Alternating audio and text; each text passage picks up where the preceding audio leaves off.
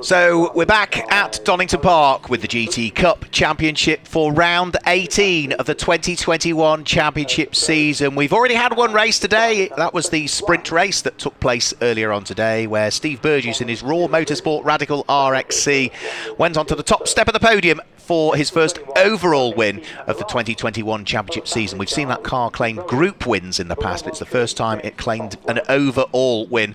Second in the race earlier on, if you didn't join us for it, was the Enduro Motorsport McLaren 750S of Morgan Tilbrook, that car, which Morgan has regularly been racing in British GT. It's the first time we've seen it out in GT Cup. Morgan's been competing all season with his co-driver Marcus Clutton, but it's regularly been in a Group GTH GT4 specification Mercedes, so they are trying the GT3 car out today. And third in the race earlier on, if you didn't join us, it was a yo-yo race really for Richard and Neary at the wheel of the Mercedes AMG, the Team ABBA car that had qualified on pole. It ran wide at Redgate Corner, dropped its way down through the order, fought back to then run wide through Coppice Corner, lose a few places and have to carve its way back through the field again. The grid for this race is based on the fastest lap times that were set in the race earlier on today, so we'll run you fully through the grid in a while.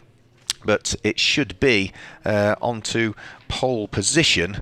The car that is just working its way through still is yet to arrive by the look of things, a number 66 McLaren, which haven't seen actually join onto the grid as yet. So the shot there looking as though it was the Radical that was going to start from pole, but that in theory is the second row of the grid, so we should see the number 66. There it comes now. Right, I was slightly worried for a split second. Here it comes now. So onto pole position goes Morgan Tilbrook. Now this is the pit stop race that we've got, so if you're not familiar with the format of it, it is a 50-minute race, 50 minutes for this race, and there is a mandatory pit stop window in the middle of it. Now it's broken into two aspects. So we have Group 1, so that's the cars that run in Group GTO, Group GT3 and Group GTC. They will pit slightly earlier than those cars in Group 2, and Group 2 can change all of the cars in Group GTB, Group GTH and Group GTA. They will stop slightly later into this race, and that's been introduced for this year largely because the success of the GT Cup Championship for this year has meant that we've had very, very full grids and capacity grids at some circuits. 37 cars, I think, qualified this morning, and it just means that if all of those descend into the pit lane in one foul swoop, yes, some circuits can accommodate all of those, but it does mean that the pit lane is not only a very busy place, it's potentially a very dangerous place to be. So by splitting the pit windows from one batch of cars to the other batch of cars, at least it means that not everybody descends. There's a wave from Richard Neary, who is on board the car that will start from the outside of the front row of the grid. There is his son Sam, just I think switching on a few small final bits inside the car. Will give you the grid, and there are success seconds to worry about, because if you win your group at a previous pit stop race, you hand yourself some success seconds for future races, is the way that the regulations are written as ever for this year. So if you win your group, it's 20 seconds extra in the pits. If you're second in your group in the previous pit stop race, it's 15, and if you're third, it's an extra 10 seconds. Any new entrants also pick up additional penalties come the pit stop window. So cars very shortly will head onto the formation lap. There's no graphic, but let me guide you through the grid, and we'll give you the starting drivers, and we will also give you the success seconds. If you're classified as a pro driver, you can't start the race. So the number 66 car, Morgan Tilbrook, starts from pole position. No additional time penalty in the pit lane for that car. And alongside is number 88, which is Richard Neary, who's got an extra 20 seconds in the pits. All of the cars, 60 seconds stationary in the pits, plus the 18 seconds to pass through the pit lane at the regulatory speed limit, which means from pit in to pit out, minimum you should be is 78 seconds plus any success seconds that you've got. Row 2 of the grid is the number 7 car, started by Ben Dimmock, an extra 20 seconds in the pit lane, alongside the GCAT Racing number 33 Porsche of Seamus Jennings, which has no additional time penalty. Row 3 of the grid, the number 5 Porsche, Richard Chamberlain, no time penalty, alongside his number 61 John Dillon, who has 15 seconds in the pit lane. Row 4 of the grid, 41 James Simons will start alongside number 4 Graham Tilley. Neither of those have any extra seconds to worry about. And row 5 of the grid is number 9, Warren Gilbert, an extra 20 seconds in the pit lane, alongside number 28, Paul Bailey, who has no additional time penalties. Row 6 of the grid, that is Andrew Borridham, at the wheel of number 24 car, an extra 20 seconds in the pit lane, alongside David Shaw, who's got an extra 6 seconds as a new entrant for this weekend. Row 7 of the grid is Roy Millington, who's got 15 seconds when he hands the car over to Benny Simonson, and alongside is Nick Phelps, who will have 20 seconds extra before he hands the car to Dino Zamparelli. The 8th row of the grid is Josh Jackson, an extra 15 seconds alongside row Mo Ritson, who has no additional time penalties to worry about. And row 9 of the grid, Chris Hart, driving on his own in this race, has an extra 15 seconds, and alongside is Charles Clark, number 74, who has an extra 20 seconds, so 2, 1, 2 and 74. Row 10 of the grid is 23, Ian Campbell, with no additional time, and neither does number 44 alongside John Whitehouse. Row 11 is number 90, Mike Price, who's got an extra 15 seconds in the pit lane, and alongside is 67, Simon Orange, who's got an extra 20. Row 12 of the grid, number 15, David Holloway, nothing for him to worry about, but alongside is 22, James Guess, who's got an extra 20 seconds in the pit lane, and row 13 of the grid is number 78, Tim Docker, who carries 10 seconds, alongside number 80, Craig Wilkins, who also has the same 10 seconds. Row 14 of the grid, number 50, Carl Cavers, no additional time penalty, and neither does 118 Ian Duggan, with row 15 being number 77, Mark Hopton, who has no additional time penalty, but alongside, which is the number 14 car of Philip Carter, that has an extra 20 seconds. Row 16 on the grid is Richard Mason, no additional time penalty, number 22, and alongside it's the same for 17, Russ Lindsay. Row 17, Jason Garrett, an extra 6 seconds as a new entrant for the number 12 car, and alongside is number 3 Charlotte Gilbert, who has nothing to worry about. Penultimate row of the grid, number 6, which is Alex Stevenson, no additional time penalties, but alongside is Ron Lynn. Good to see Ron and Stuart out in the championship. Ron is the dad, Stuart is the son. Stuart, a former British GT champion some years ago in the GT Forecast. Ron has been racing in G40 Cup more recently. An extra 6 seconds for them at the wheel of the Optimum Motorsport McLaren. And at the final row of the grid, row number 19, car number 113, Tom Webb will start at the tail end of the field. So a 50-minute race ready to go for what is going to be round 18 of the 2021 championship season for the GT Cup. We've got the grid fully formed, a very full grid of cars, and hopefully they will all just, in a 50-minute race, tread with a little bit of sympathy as they head up towards Redgate Corner. So red lights are on the gantry, 50 minutes are on the clock, we're about to get round 18 of the championship underway. Lights go out and Morgan Tilbrook looks to try and get the hammer down, but Richard Neary is alongside him.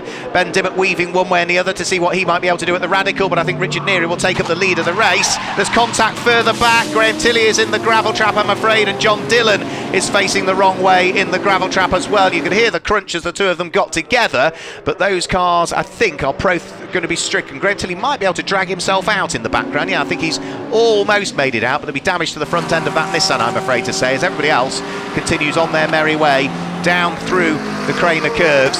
And it is certainly going to be Richard Neary that is leading this enormous field of GT cars. And I did wonder, with Redgate Corner being a fairly tight right-hander, whether everybody would get through it, and sadly not for John Dillon, and that potentially has big implications for the championship really for John Dillon and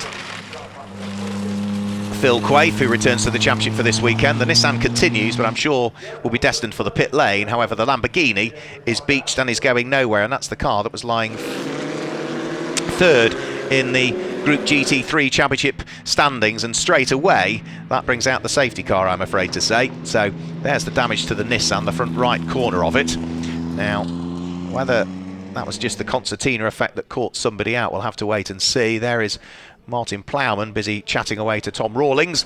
Martin Plowman having set up this new Paddock Motorsport team with Kelvin Fletcher.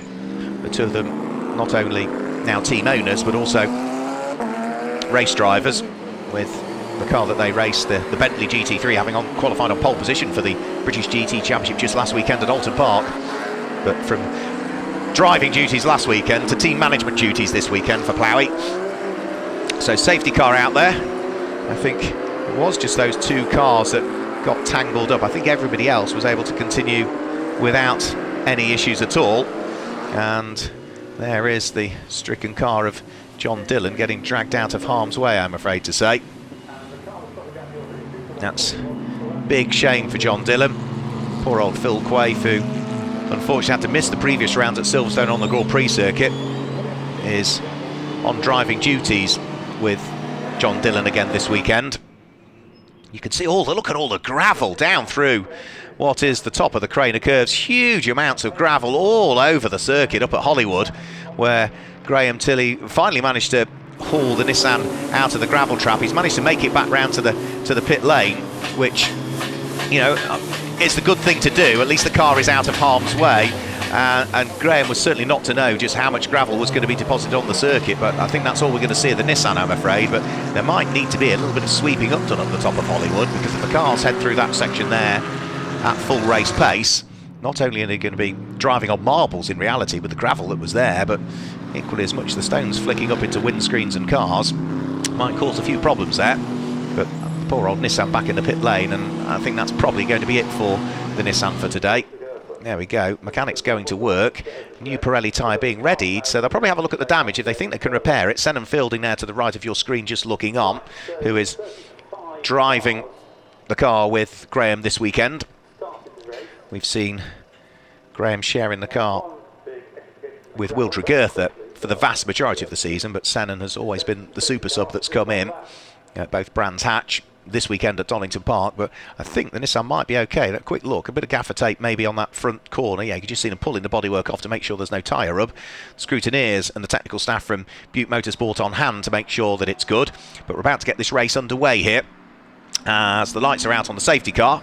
Richard Neary looking to try and make good his escape on Morgan Tilbrook. The Nissan, I think, is just about going to stay on the lead lap as well. So the Nissan, is it going to make it out, or the red lights on at the end of pit lane? No, red lights are on at the end of pit lane, so it's not quite going to stay on the lead lap, I'm afraid, for Graham Tilley, which is a huge, huge shame. He's done a great job of getting the car out of the gravel, done a fantastic job of getting it back into the pit lane. The team doing a great job of servicing the car, but red lights on at the end of pit road means he can't rejoin the circuit until the whole field has gone by, and that's lost him a lap, I'm afraid to say.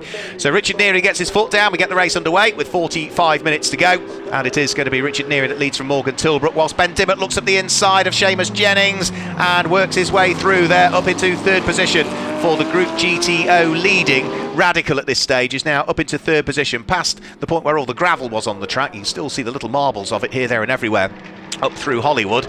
And as they now turn their way down and in towards what is the old hairpin, already Richard Neary is starting to put daylight between himself and Morgan Tilbrook.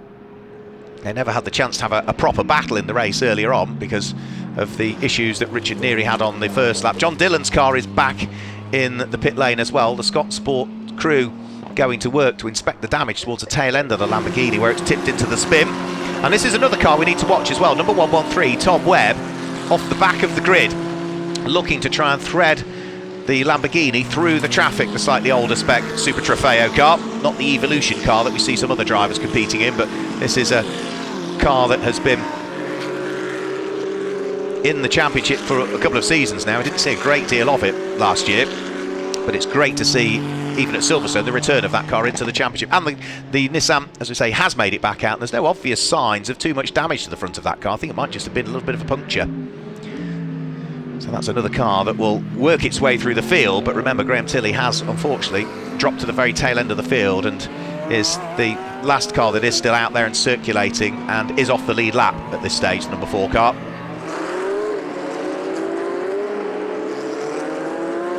There goes number 21. That's a new car to the championship for this weekend. That's Ron Lynn, former Ginetta G40 racer, sharing a car with his son Stuart, the two men from Yorkshire. But up front, Richard Neary just about having enough in hand between himself and Morgan Tilbrook. The gap between the pair of them was 1.2 seconds after 3 laps of racing.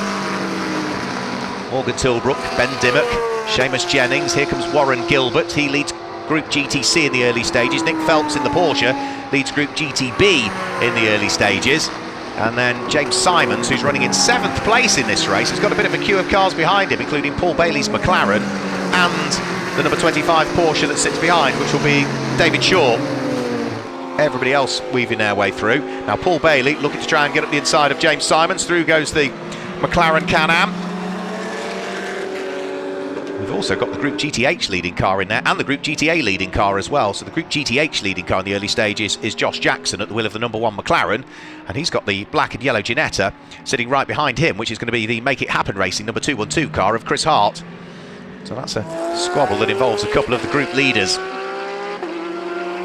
Here they come over the top of the hill in towards the braking area for the Melbourne hairpin. Braking as late as he can comes David Shaw, and just about manages to work his way past James Simons, who's also now mugged by the Group GTH leading Josh Jackson driven McLaren on the run in towards the braking area for the Melbourne hairpin. Can the Ginetta squeeze its way through and past as well in the hands of Chris Hart? Well, he's certainly trying to, but that was a good overtake there from the number 25 car in the hands of David Shaw. Driver is racing in the Porsche Carrera Cup GB this year, David Shaw. Seen him out in historic Formula 1 cars and historic Formula 3s as well in the past at things like Monaco. Squabbles all the way down through the order. No matter where you look this season in GT Cup, there are always fights to be had and scores to be settled. And this is Chris Clark here at the wheel of number 74 Porsche. He has got Simon Orange's Ginetta right behind him. Then Mike Price at the wheel of the Balfe Motorsport prepared white and light green McLaren. And they're all fighting away for 15th, 16th, 17th places onwards. You can see there are some great fights still going on. So through the left-hander, and Chris Clark is now trying to unlock the door and gain a place on a GT3 McLaren. So Andrew Borodum doing a good job at the wheel of the Greystone GT machine. New to the GT Cup for this weekend. But in a straight line, that GT3 car has a lot more grunt and is able to edge away rather effortlessly from the GT4 Porsche Cayman. Here come the leading three over the start-finish line. They've almost got the whole of the start-finish straight to themselves. In the background, we can see Seamus Jennings at the wheel of the GCAT Racing Porsche, but Richard Neary, new fastest lap of the race that time through. 1 minute 30.303 seconds as he now moves to 1 1/4 seconds away from Morgan Tilbrook's car. But remember, this car here, the number 88 car, has an extra 20 success seconds to spend in the pit lane, whereas for Morgan Tilbrook, nothing at all for him to worry about when he hands the car over to Marcus Clutton. Side by side go the two McLarens. The number 26 car, Mo Ritson, has got to driver's left another McLaren, whilst in the background there's a spin-free and Duggan, I'm afraid, at the wheel of his Fox Motorsport Ginetta. He'll have to wait for a gap in the traffic before he can spin the car in the right direction. And the difficulty for poor old Ian there is that it's blind, he can't see what's coming up. He'll maybe have to look to the marshal's post and see what's going on. Now there's damage also to the tail end. There he goes, so there goes Ian Duggan. There was damage to the tail end of Craig Wilkins and his number 80 Ginetta I spotted onto the top of Redgate Corner. This is a great fight though that's going on here. This is Simon Orange, who has worked his way past Chris Clark's car, Charles Clark rather, and is now looking to edge away from Charles as much as he possibly can. Then Mike Price, followed by David Holloway, followed by the number 44 car, which is going to be John Whitehouse, and then it will be the Ferrari of Roy Millington. The Ferrari that sits directly behind is the 488 Evo that runs to Ferrari European specification. And there is Roy Millington, yeah, working his way past the GTH McLaren in the hands of John Whitehouse, a former champion in GT Cup from a season or so ago, where he and Steve Rushton, who he shares the car with, and is scheduled to take over for part 2 of the race. Roy Millington also up the inside of David Holloway's GT4 Aston Martin. Another place gain there for Roy Millington, who's starting to get the Ferrari on song now. That Ferrari runs in Group GTC for the newer spec challenge cars, so the same class as the Lamborghini Super Trofeo cars run in, including that car there, number 113, which, as I say, I did say watch out for it working its way through the order. It started in 37th position, the car of Tom Webb, and now with its lights ablaze, the light blue Lambo is up to 21st position, 16 places gained, and in fact I think he's picked another couple up over the start-finish line, so he's now inside the top 20. So the next car he's going to want to squeeze his way through will be Roy Millington's Ferrari. He's going to ease his way through and past that on the run down through the old hairpin. So Tom Webb still just keeps ticking off the places. Mike Price will be the next of those he wants to try and work his way past. So through McLean's corner, there's David Holloway's Aston Martin. That car is running in 19th position currently. Through goes Graham Tilley, but remember the number 4 Nissan is already a lap off the lead, so that is not a change for position, but as ever that powerful GT3 car will always thread its way through the traffic, and the light blue Lamborghini's doing the same as well, past Mike Price this time. Very, very busy circuit though, as is always going to be the case with so many cars. And John Dillon's made it back out as well, just saw the Lamborghini there, so the number 61 car out, so I think everybody is still circulating at the moment. So despite the fact we've had a safety car, the two cars that bumped into each other at turn number 1 are both not sufficiently damaged to preclude their involvement in the remaining 37 minutes or so of this race. Now, Tom Webb started this lap in 21st position at the wheel of the Lambo. Where's he going to come over the start-finish line this time through? 16th position, and already he's picked another place up by the time they get over the start-finish line. In fact, another 2 places, because he's gone past Simon Orange there, as well as Mo Ritson. So that's now something like 14th place for that Lamborghini from 37th on the grid. Number 61 car of John Dillon is 2 laps off the lead, I'm afraid to say. This Nissan is a single lap off the lead. For Graham Tilley, at least he's still out there and could still accumulate some championship points, because that number 4 car is running 5th in its respective group, that being Group GT3, but not necessarily every car ahead of him in the group will be scoring championship points. Some of them are only invitational cars this weekend, the likes of the GCAT Racing number 33 Porsche being one of them. Bouncing over the curbs goes Tom Webb. The next of the cars he's going to want to try and catch up with is going to be the number 23 car, with a new livery for this weekend for the Greystone number 23 car in the hands of Ian Campbell. That car's second in Group GTH. Now, Group GTH leader, I'm just going to have a quick look at this, is Josh Jackson, who's about 10 seconds up the road, but the number 1 car has 15 seconds of success penalty to spend in the pit lane. That number 23 McLaren has 0.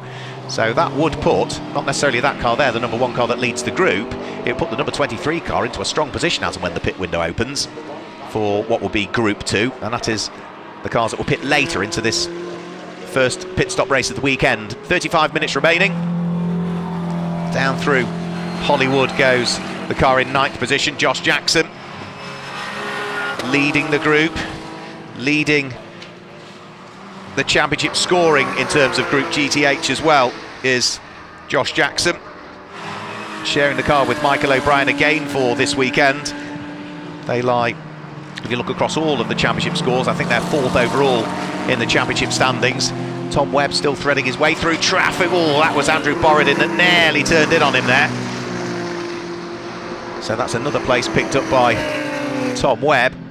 And now the next car that he wants to try and work his way through past is going to be the number 41 car in the hands of James Simons, which he's going to try and do, whilst Graham Tilley tries to squeeze his way through as well. Let's hope that they all make it through Coppice Corner. Yep, they both work their way through. So Tom Webb, 14th. I think that now puts him to 11th now that he's worked it past way James Simons on this lap, and Andrew Borodin as well. So really good drive from 37th on the grid for Tom Webb. That car did not set a lap time in the race earlier on today, and it's lap times from race 1 that give us the grid for race 2, so that's why it had to start off the back. Graham Tilley outbrakes the Lamborghini. That's Group GT3 Nissan, unlapping itself from Group GTC Lamborghini. And leading Group GTC is Warren Gilbert in 5th position, but that number 113 Lamborghini now, as I say, is going to be up into something like 11th position. So over the start-finish line, they all thread their way. John Dillon looking to try and unlap himself from the number 24 McLaren. Great to see so many different cars in GT Cup, so many different marques represented. But all the damage was done, I'm afraid, for John Dillon. Now, this is the Group GTC leading car at the moment. This is Warren Gilbert, who is driving the car owned by Jensen Lunn, who we usually share the car with. Jensen having undergone an appendix operation very recently, earlier on this week, and is not able to drive. He's still in a hospital bed somewhere, I'm afraid, at the moment. We wished him well earlier on. We still continue to wish Jensen well with his recovery. Hopefully he might be back at Snetterton. If not, then I suspect it's probably going to be 2022 before we see him back out there. And very, very graciously, he has allowed Warren Gilbert to drive the car solo for this weekend, which keeps their championship hopes alive, because it is the car that holds the point. So Warren Gilbert, and even in the absence of Jensen Lunn, that will still add to their championship tally and still keep them right in the mix for the overall championship, and more importantly, the group championship. Now, Seamus Jennings at the wheel of the number 33 GCAT Racing Porsche is 4th in this race currently. It's an invitation class car, it's not doing the full season. The pro Greg Caton will take over when we reach the pit stop window, which won't be that far away now from opening, I would have thought. And then we'll start to see all of the cars from Group GTO, Group GT3 and Group GTC descend on into the pit lane area. That is a few moments away yet from opening. Over 5 minutes before we'll see the pit window open. And whilst all of this squabbling is going on mid-pack, Richard Neary is enjoying a lead advantage of still not much more than 1 3/4 seconds really from the number 88 Mercedes, which appears into the back of the shot. And you can see just how busy the track is going to get here for Richard Neary. Up and past one of the Greystone cars he will go. The next of the cars he's going to want to thread his way through and past is Charlotte Gilbert, who is the only female we've got on the grid again this weekend. We did have Abby Eater earlier on in the season when she was sharing with John Seal. Charlotte Gilbert has arguably got one of the most difficult cars to drive. Into the pit lane, I'm afraid. Damage to Mo Ritson's Paddock Motorsport McLaren. We saw that car in strife in race 1 as well, when Tom Rawlings had an issue with it under braking in towards the S's. So it's been a tough day for the number 26 car and the Paddock Motorsport crew on that side of the garage. Richard Neary, though, the traffic is playing into his hands. There you can see the damage to the front end of that car. So something has clearly happened out on track, and just the lack of activity of the pit crew suggests that they know that that car is going no further in this race with just over 30 minutes to go. So here's the race leader. This is in towards the S's on lap number 12 at the moment. And where is second place? There it is. There's Morgan Tilbrook in second place. Be a while before we see Ben Dimmock appear in third position at the wheel of the Radical heading in towards the S's. So more traffic to be dealt with all of the time. Past Ron Lynn's McLaren, past Carl Cavers and the Porsche. There's the damaged Ginetta I was talking about earlier on. Richard Neary dives at the inside of the 44 car of John Whitehouse so as to try and make sure he's got plenty of gap between himself and the next of the cars. Morgan Tilbrook threads his way through and past Craig Wilkins's Scott Sport prepared Ginetta, which is running a different front bumper in this race because it had damage to the front right corner in race number 1. It's damage to the rear of the number 80 Ginetta. In this race, you might just be able to see the damage to the Ginetta. There it is there, look, with a big carve out the back that's damaged the rear Venturis on the car.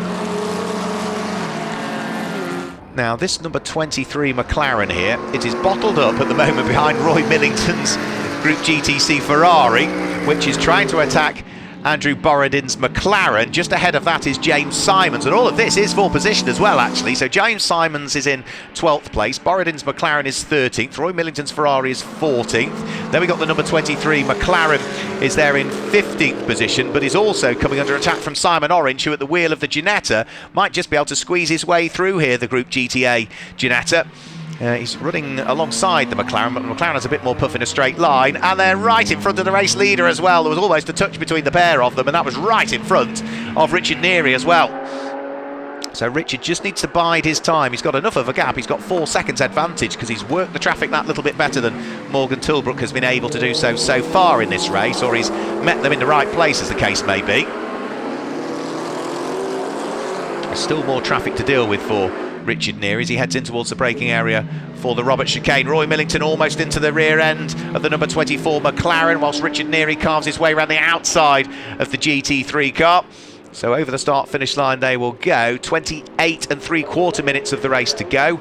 13 laps now completed by Richard Neary, and the lead advantage through the traffic that time through came down by almost a second as Morgan Tilbrook had a better run through the traffic that he met, but he's now got to get past 5 or 6 cars which are between himself and the race leader. So Richard Neary will open up the gap again surely over the course of this lap. So there goes Richard Neary. Only there now is Morgan Tilbrook, and you can look at the task that lies ahead of him. He's got to pick off the Ginetta of Simon Orange, and I don't think that he's quite as confident through the traffic. Morgan Tilbrook hasn't done as much racing as Richard Neary in recent years, so it's not surprising he's just treading gingerly through the traffic. It's the first time he's raced this GT3 car in GT Cup this year. Past Simon Orange at the wheel of the Ginetta, looking to try and now sneak his way through and past Ian Campbell's GT4 McLaren, the reliveried number 23 car from Greystone for this year, for this weekend rather. And then the next of the cars he'll want to try and do is the next of the McLarens, which is going to be Andrew Borodin, who very graciously lets him through without too much trouble. There's contact in the background, and I think that might be Ian Campbell that was almost nerfed there in towards the gravel. Hopefully he's gathered up the moment, but that will have delayed the number 23 McLaren, I'm afraid. James Simons still doing a good job of hanging on to his position, which is 12th place. The McLaren yet, you can see has lost a couple of places there. So David Holloway has been able to work his way through, and Steve Ruston as well, and John Whitehouse as well. Now, won't be that much longer before we start to see the pit window open for the Group GTO, Group GT3 and Group GTC cars. And on the basis of it is for most of the teams where they've got a pro driver, it has to be the AM that starts, then arguably the quicker driver, get him in the car as soon as you possibly can, which means that at the front end of the pit window is when we're likely to see most of those cars come in. There is our race leader, Richard Neary. 9.2 seconds is the lead advantage. He was 6 seconds quicker than Morgan Tilbrook on that lap. He was enormously delayed by the traffic, but has now worked his way past everybody. But it took him a couple of laps to deal with all of the traffic, Morgan Tilbrook, and he will have to see what he can do. The good thing is that that car is only 9 seconds off the race lead, but will stop for 20 seconds shorter come the pit window, because when Richard Neary hands over to son Sam Neary, they will have an extra 20 seconds to spend in the pit lane relative to the number 66 McLaren. So might have delayed Morgan Tilbrook, but the fact that he was able to sit on the coattails of the Merc for as long as he possibly could and only lose out through the traffic does mean that when Marcus Clutton takes over that number 66 McLaren, it will still be in a strong position because of the lack of success seconds they carry in this race. Of course, if they are successful in this race, they would then pick up the extra success seconds for tomorrow's race. So pit window is now open. Into the pit lane comes Richard Neary. So the pit window opens with 26 minutes of the race still remaining. They have to park the cars at 45 degrees because the Donington pit lane would still be tight with all of the cars in there. In comes Morgan Tilbrook, not unsurprisingly, to hand the car over to Marcus Clutton for part 2 of the race. And I suspect the vast majority of the cars in Group GTO, Group GT3 and Group GTC will all dive for the pit lane. There's the familiar crash helmet of Marcus Clutton, ready to jump on board the McLaren GT3. James Simons also heads for the pit lane to hand over to Tim Morley. Andre Borodin is in to hand over to Ed Peed, who joins the championship for this weekend. Seamus Jennings is in to hand over to Greg Caton. It looks as though Ben Dimmock is in to hand over to Steve Burgess. So as I thought, the vast majority coming in. Warren Gilbert staying out though, interestingly enough. He is driving solo. There's no additional drivers for him to worry about to share with for this weekend. Paul Bailey is in at the wheel of the not quite unique, they never built 3 of these cars based on the MP412C, but that is the McLaren Can-Am. More power, more aero than the standard MP4-12C. That is chassis number 1 as well. Only had 500 kilometres on the clock when it came to the circuit this weekend. Paul has raced it in the past. That was in the Dutch Supercar Challenge back in 2013, 2014. So Marcus Clutton rejoins the circuit. Graham Tilley is in as well to hand over to Senan Fielding. John Dillon, I would imagine, should be in shortly. Tom Webb is in after a great stint to hand over to James Webb. And there is, out onto circuit, now Marcus Clutton. And following out, about 10 seconds later, goes Sam Neary at the wheel of number 88 Mercedes. So now on the basis of that lots of other cars haven't pitted, that is not for the lead of the race because we've still got over half of the field that haven't pitted as yet. So, but in theory, once everybody has cycled through this pit stop, then we should then see that McLaren leading and the Mercedes in second, but that is a few laps away from happening as yet. So Marcus Clutton sides his way past Josh Jackson, who still continues to lead Group GTH in the number 1 McLaren. He will hand the car over to former British GT racer Michael O'Brien for part 2 of the race, but for Group 2, which is GTB, GTH and GTA, the pit window opens later for them. It's going to be another couple of minutes really before we start to see those cars dive their way towards the pit lane.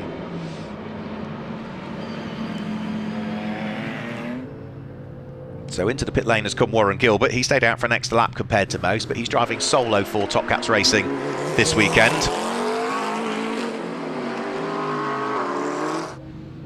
Into the pit lane now comes John Dillon. So John Dillon heads for the pit lane. One car that we haven't seen in this race is poor old Richard Chamberlain's Porsche, which I don't think was able to take the start. So we've not seen that orange Porsche at all in this race, and I think there was a gap on the grid where he should have been and wasn't quite able to make it. So that's a relative gap first to second. Flash of the lights for Sam Neary to try and forewarn Josh Jackson that he's going to come through on the approach up towards Redgate Corner. So through goes the number 88 Mercedes onto the Group GTH leading McLaren. That ultimately would have been for position, but remember the Mercedes has pitted, the McLaren hasn't. And off, I'm afraid, has gone number 3, which is Charlotte Gilbert. That's at Coppice Corner, and that could well require snatching out of harm's way, that car. Now, the pit window is shortly to open for the next batch of the cars. Those that were in the first batch of cars, Group GTO, Group GT3, Group GTC, final pit stop just being done. So Warren Gilbert wanders down pit lane on his merry way. Charlotte Gilbert, thankfully, with fantastic work by the marshals who've given the Marcos a shove, he's able to rejoin the race. And Charlotte doing a really sensible thing of driving the car along the grass to try and bounce all of the gravel out of it and prevent it from disappearing onto the track. So Charlotte able to rejoin. She will hand the car over to part 2 of the race for Neil Huggins. And, well, Warren Gilbert had picked up the lead of the race, but he has now pitted, so it is the number 35 Group GTB leading Porsche that picks up the lead of the race at this stage, Nick Phelps. But remember, that car hasn't pitted, and their pit window is not that far away from opening now. In fact, it has opened, so into the pit lane, by the look of things, comes the number 6 car. That is going to be Alex Stevenson to hand over to James Kellett. Now, 21 minutes to go. That car was in the pit lane before the 21 minutes to go mark, so I'm not sure whether they might have perhaps tempted fate there with that car coming into the pit lane with only a few more seconds to go than 21 minutes, but I thought the way the regulations were written is that for Group 2, on the Saturday pit stop race, the pit stop must be carried out within the 29th and the 35th minute of the race, which would mean that is 21 minutes to go, and it was in the pit lane with about 21 minutes and 6 seconds to go at its pit stall, but that's for the officials to worry about. Everybody else is now filing their way into the pit lane, which is not unsurprising. And as I say, I think this puts a few other cars that were maybe further down through the order into a strong position, because the car that was leading Group GT8, the number 1 McLaren of Josh Jackson, when he hands over to Michael O'Brien, that has an extra 15 seconds to spend in the pit lane. So coming to a halt is the number 15 Aston Martin. That is former British GT champion Bradley Ellis about to jump on board the number 15 Aston Martin. Number 90 is in, which is Mike Price. He is about to jump out of the car and hand it over to former British GT and Blancpain racer Callum McLeod. Number 77 we can see dive in. Mark Hopton to hand over to former A1GP champion, which is Adam Carroll. 78 is in as well. Tim Docker to hand over to former BRDC Formula 4 and British GT racer Jordan Albert. Number 80 is in as well. That is Craig Wilkins to hand over to his regular co-driver Aaron Scott. Those two were racing in British GT some years ago. Aaron's raced historic Formula 1 and has been racing in the Le Mans series as well. And he's about to jump on board that number 80 car, a car which he and the Scott Sport team prepare. But I think, without exception, pretty much everybody has dived into the pit lane that time through. Philip Carter ready to hand over to Michael Broadhurst, who returns to the series. Now, we need to keep an eye now on what the relative gap is between that Mercedes and race-leading McLaren in the hands of Marcus Clutton. The gap is coming out. Last time through, Marcus Clutton set the fastest lap of the race at the wheel of the number 66 car, but he's got traffic to deal with on this lap, and that is the E46 BMW GTR that he sides his way past, which is Jason Garrett.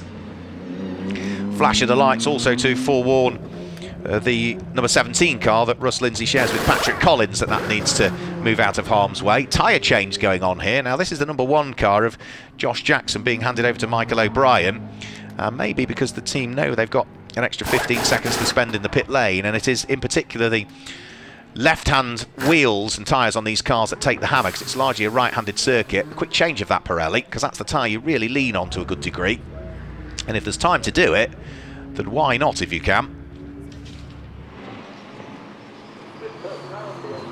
Now, there is a limit on the amount of tyres that you can utilise. They are restricted to 3 sets of slick tyres per day in the GT Cup Championship. Through goes Marcus Clutton. Here comes Sam Neary in second position. Relative gap is 5.8 seconds as the gap extended by a further 3/4 of a second that time through, with 18 minutes to go. We'll guide you fully down through the top 10 and pick out the group leaders once all of the pit stops have been concluded, because there'll still be some shuffling in the order over the course of the next few laps.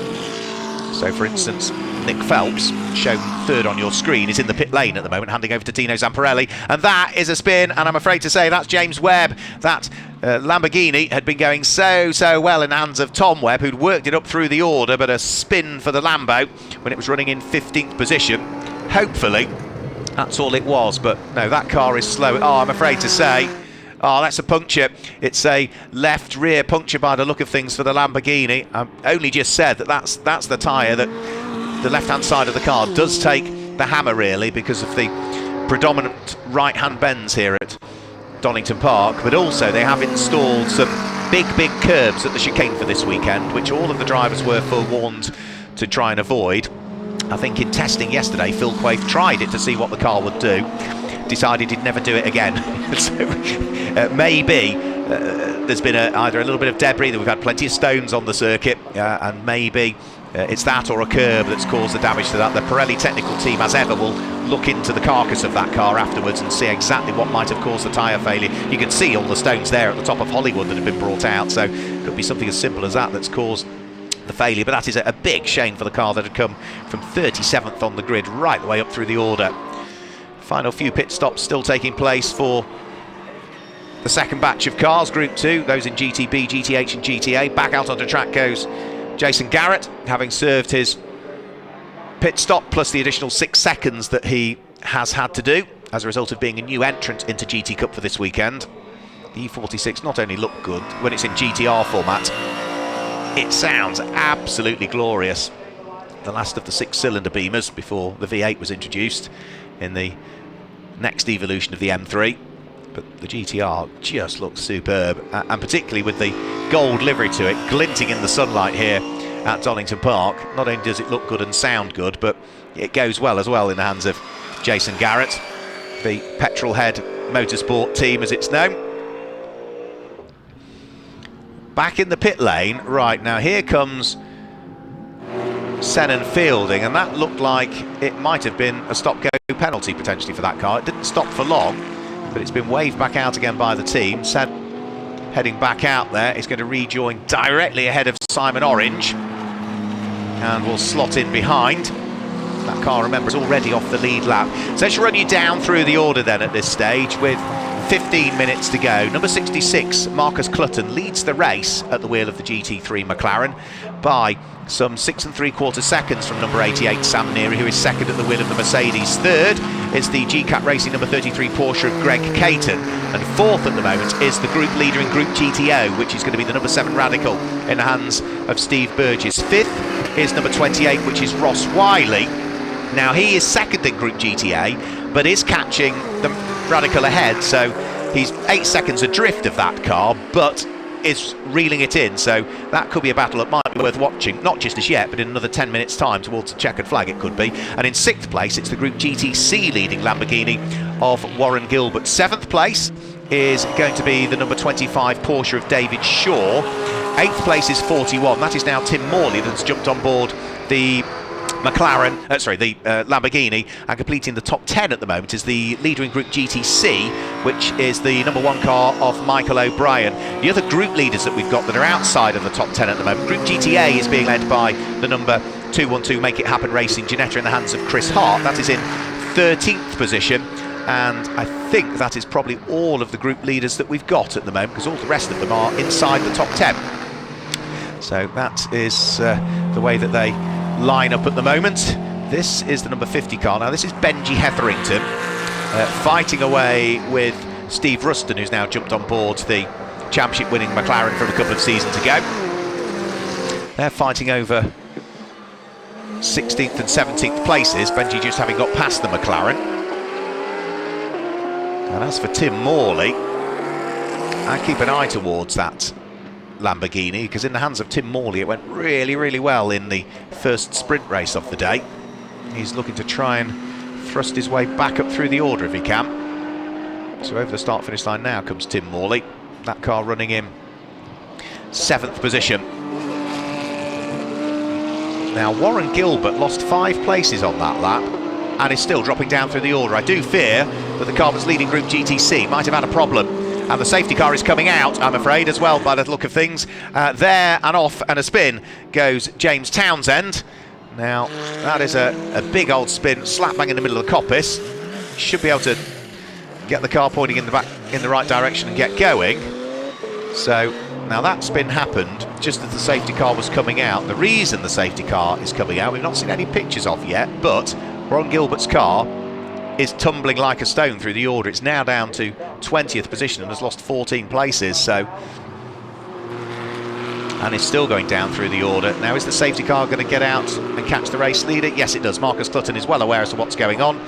Dives onto the brakes to make sure that it is the safety car that catches him. So there's no reshuffling of the order required. And there, look at all the stones there. Look, top of Hollywood. Look to the left-hand side of the circuit as Graham Tilley would have been unaware as to how many stones he was bringing back out onto the circuit. But yeah, all of those stones there, you cannot afford to run offline down through Hollywood at the moment because of all of those stones. Now, where is the whereabouts of Warren Gilbert's Lamborghini? We've not seen anything on screen as yet of it as to the whereabouts of it. And there is nothing on the inside of the old hairpin, but I think, and it is only me just guessing, that can only be the car, because it has enormously dropped its way down through the order and has now gone missing somewhere. It's somewhere on the Grand Prix loop, I would say. So it's gone through the second sector, and the second sector is just before the approach to the S's. So it's either in the gravel trap at the S's with woes, it might have had a mechanical failure, it could be down at the old hairpin, or possibly at the final corner Goddard's, but it's definitely in the final third of the lap, because it completed sector 1 and completed sector 2. But that is missing out on track somewhere. The other car that is showing as missing is James Webb's car, but that retired with its puncture before the safety car came out, so it's not that one. It's got to be Warren Gilbert's, and that again has implications really for Warren Gilbert.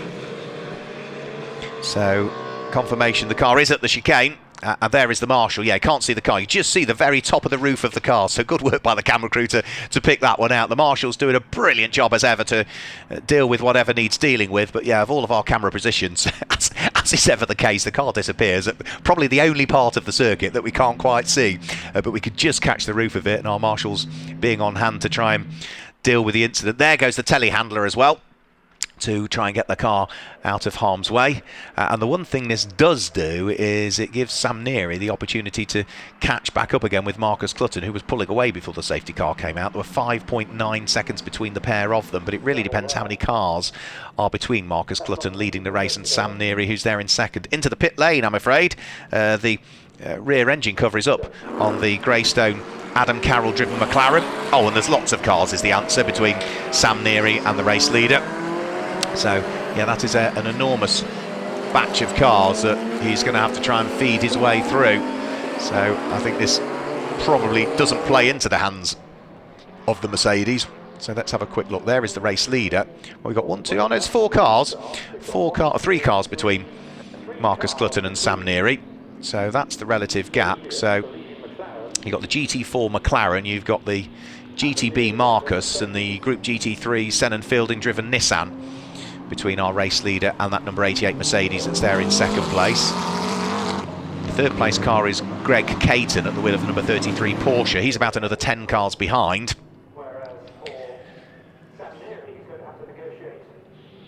And the car that's fourth in the race is going to be Steve Burgess at the wheel of the Radical. Where is he relative to the Porsche? He, I'm looking in the background, is again probably another 10 cars behind or something like that by the look of it. Yeah, so Sam Neary of all of those, there is the Radical there, and I think the Porsche is already heading down towards the bottom of the Craner curve. So 1, 2, 3, 4, 5, 6, 7, 8 cars between the number 33 Porsche just heading through shot now, and then the Radical just coming in towards the corner now. So of all of those at the sharp end, Sam Neary probably has got a better opportunity to catch up with Marcus Clutton than anybody else has behind, catching up with the car in front of them. So we'll have to wait and see, but we've only got 8 minutes to go.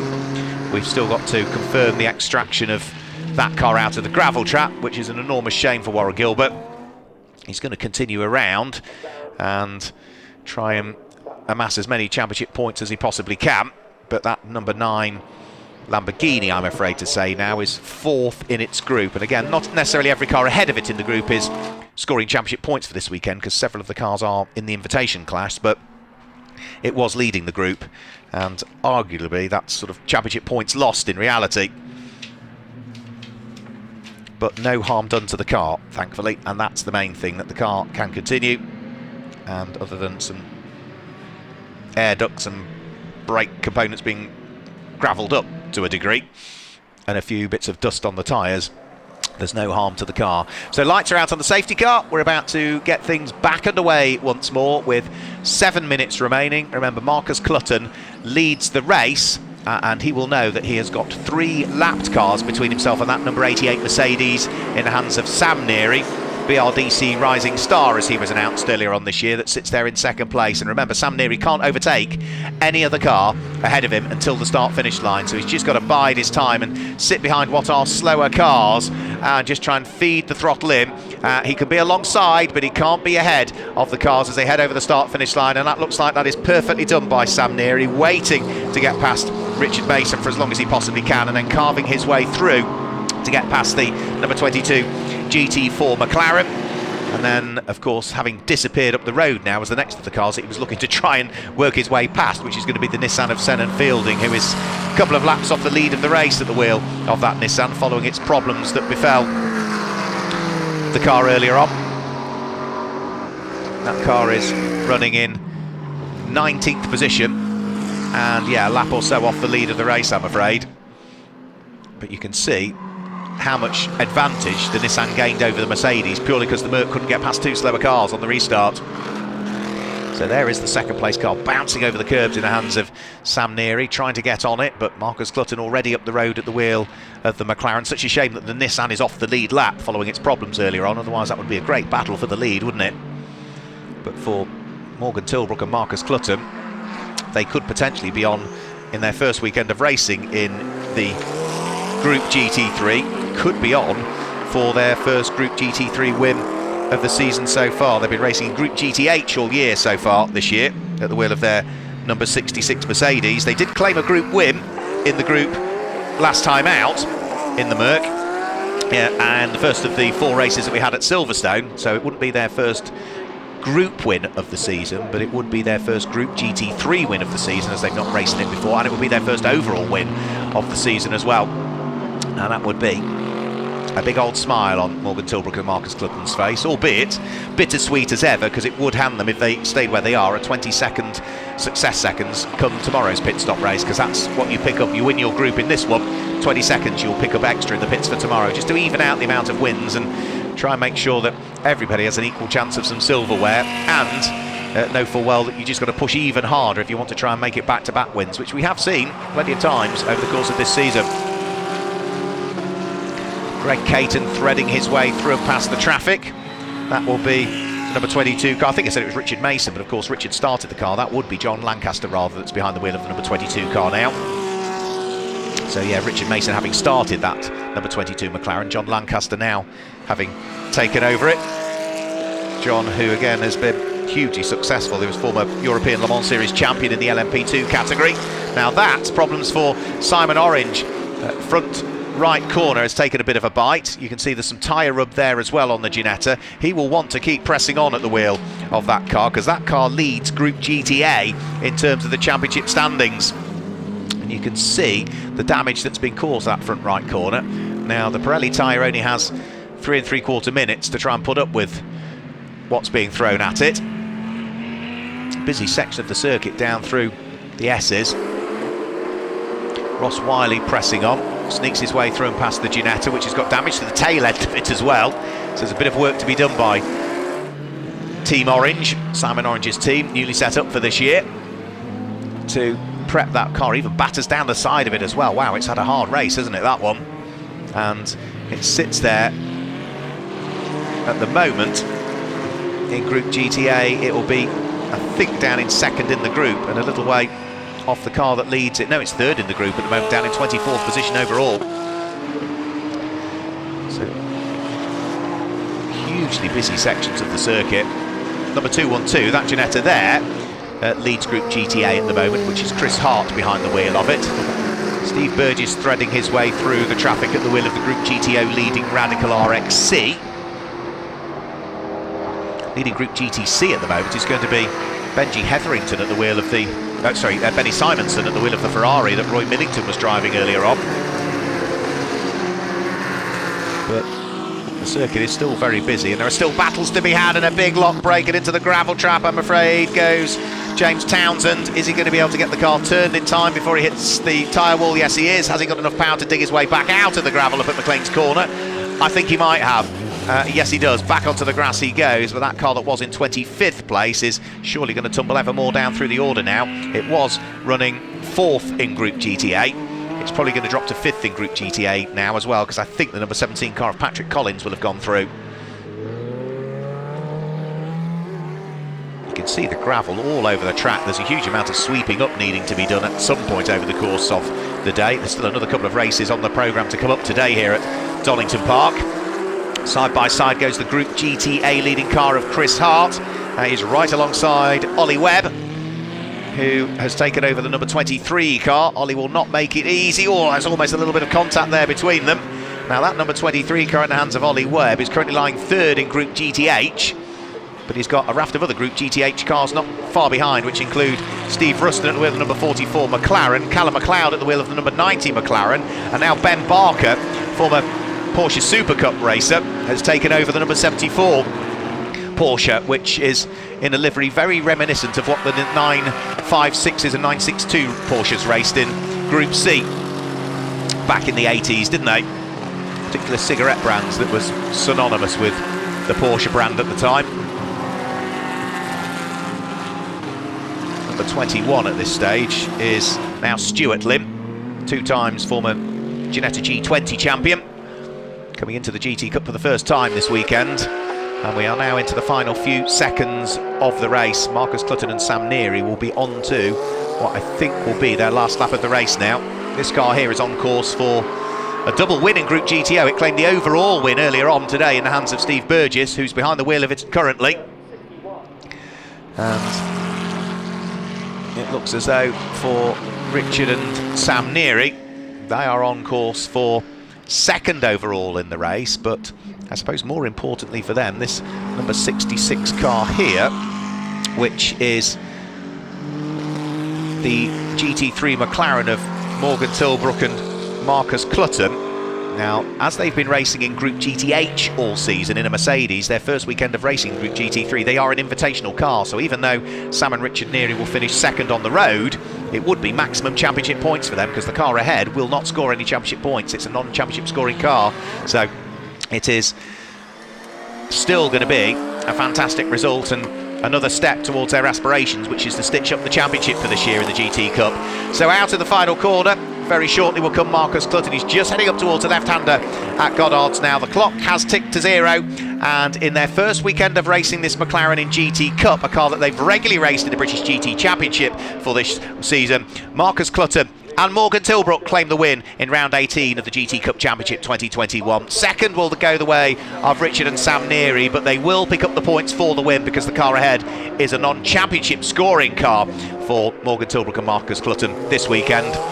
3rd should see Seamus Jennings and Greg Caton finish in 3rd place, and they are about to, here they come now at the wheel of the GCAT Racing Porsche over the start finish line. They finish in 3rd place. That is another invitational class car for this weekend, and 4th place should be the Radical. It'll appear into background in the shot any moment now. Steve Burgess, having claimed the win earlier on, will bring it to the checker flag. Ben Dimmock, having done the hard work in the early stages, that will be the car that finishes 4th and win Group GTO, and 5th will be the car that's 2nd in Group GT, only now over the start-finish line, the orange McLaren, started by Paul Bailey, brought to the checker flag by Scotsman Ross Wiley. 6th place, off the lead lap, is going to be the number 56 Group GTC winning car, which will be Roy Millington and Benny Simonson. And we've still got squabbles going on further down through the order as well amongst the Group GTA and Group GTH competitors. Flashing the lights for Michael O'Brien. That car, the number 1 car, will win Group GTH. So it did overcome what was the additional time penalty in the pit lane, and all the rest of the cars now just feeding their way over the start-finish line, including what was a great race from Steve Ruston and Ben Barker and Benji Hetherington at the wheel of their McLaren and Cayman Porsche GT4s respectively. So another fantastic race from the GT Cup Championship, albeit interspersed with 2 or maybe 3 safety car periods over the course of that 50-minute race. Final car about to take the checkered flag, I think that will be, which is going to be James Townsend over the start-finish line, having dug his car out of the gravel up at McLean's Corner with a few laps to go. So for Morgan Tilbrook and Marcus Clutton, it is a win in round 18 of the GT Cup Championship for 2021. Hard-fought race that always looked as though it was going their way, because they had no success seconds to worry about in that race compared to the Mercedes, which finished only 7 seconds behind it in the end, but did stop for an extra 20 seconds come the pit window. But of course tomorrow the McLaren will pick up a 20-second time penalty in the pit lane, and the Mercedes, because it's finished second in its group, will pick up an extra 15 seconds in the pit lane. So we'll have to wait and see as to how it all pans out tomorrow with round 20 of the championship. I'll just confirm the results for you. Still a few technical issues. We do apologise that we're not able to bring you as many graphics as we would wish.